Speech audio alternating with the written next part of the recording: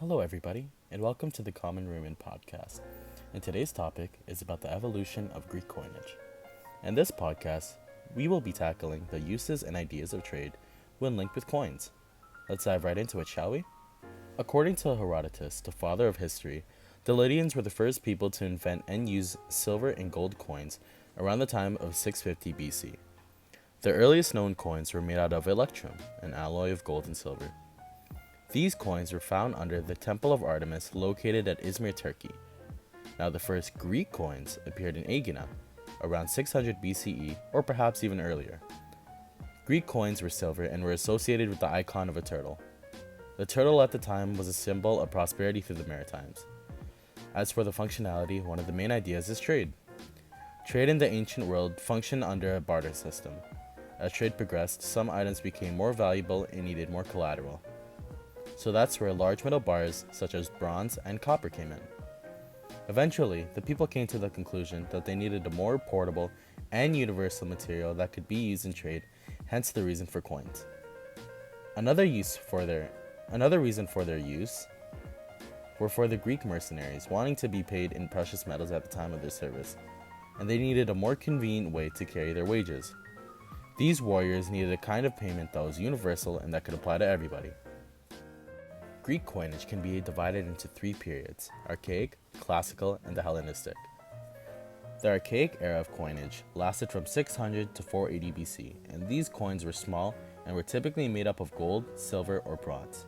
The Archaic era of Greek coinage acted as a foundation, as many of the implications in this period were adopted later in the Classical and Hellenistic periods. This era adopted symbols or patterns used to identify the country's city's origin.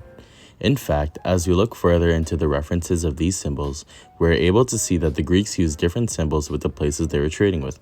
For example, this silver stater depicts the winged horse Pegasus.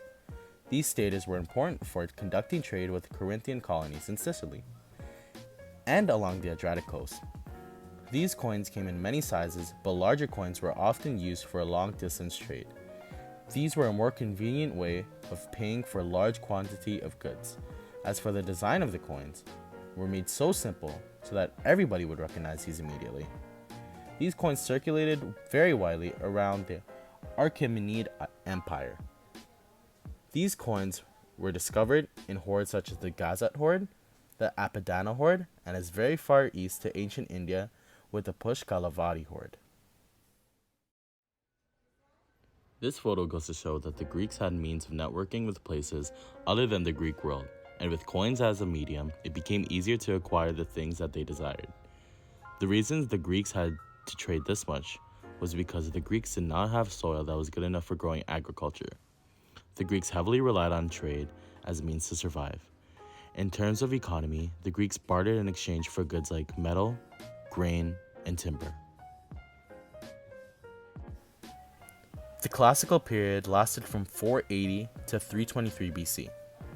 This period saw a technological advance in coinage.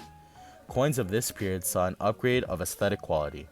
Now, instead of a simple turtle, cities now produce coins of their patron goddesses. Larger cities produced a higher quality and quantity of these coins. And for the Hellenistic period, this period was known for the spread of Greek culture and amongst the part of the world, and also popularized smaller coins. From this, we can take away the importance that coins had to the Greek population. Due to their poor farmland, the Greeks needed to adapt and find different ways to survive. From that sprouted a network of trade from places like East India. With coins, the Greeks were able to create a more portable, universal way of currency that was used for barter and exchange, which philosophy is still used today.